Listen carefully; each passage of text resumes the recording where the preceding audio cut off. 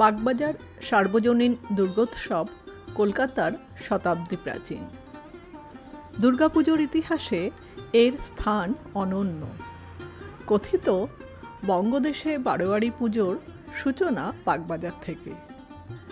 একটা সময় দুর্গাপুজো মূলত ধনী ও বনেদি বাড়ির মধ্যেই সীমাবদ্ধ ছিল। সাধারণ মানুষের এতে অংশগ্রহণের সুযোগ ছিল না। এই সামাজিক বৈষম্যের বিরুদ্ধে 12 জন বন্ধু তথা ইয়ার মিলে বারোয়ারি যে দুর্গাপূজার সূচনা করেন, কালক্রমে তাই আজ বাগবাজার সার্বজনীন।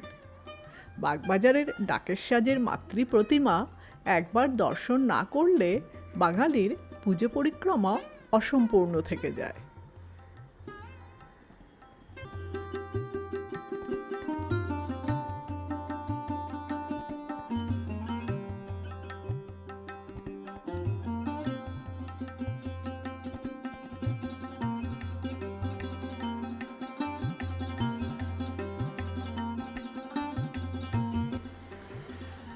ইতিহাস বলছে, কলকাতার প্রাক্তন মেয়র নেতাজি সুভাষচন্দ্র বসু, চিত্তরঞ্জন দাস সহ বিশিষ্টরা এই পুজোর সঙ্গে যুক্ত ছিলেন।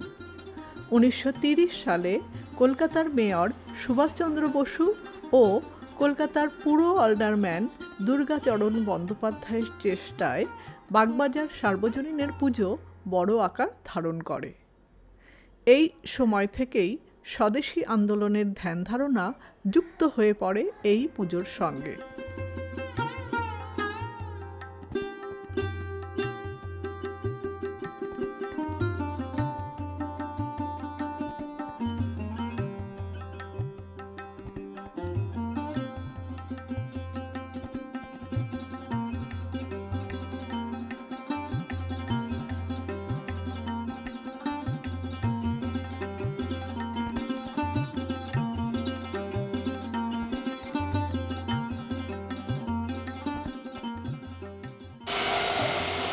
দাঁড়িয়ে আছি বাগবাজার পূজা মণ্ডপে।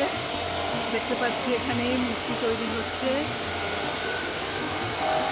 চারিদিকে প্যান্ডেল বাঁধা হচ্ছে।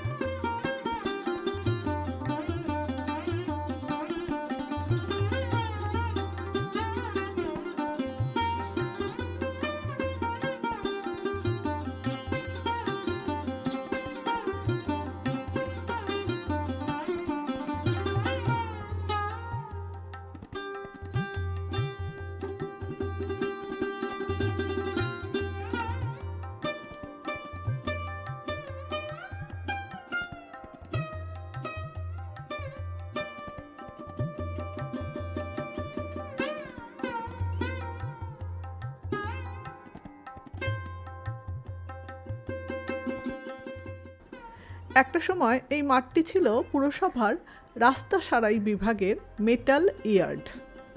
তৎকালীন পুরসভার মেয়র সুভাষচন্দ্র বসুকে অনুরোধ করা হলে তিনি এখানে মেলার জন্য প্রয়োজনীয় অনুমতি তো দেনই, সাথে দেন 500 টাকা চাঁদা।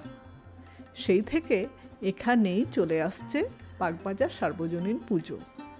1938 এবং 1939 পরপর 2 বছর সুভাষচন্দ্র বসুই ছিলেন এই পুজো কমিটির সভাপতি।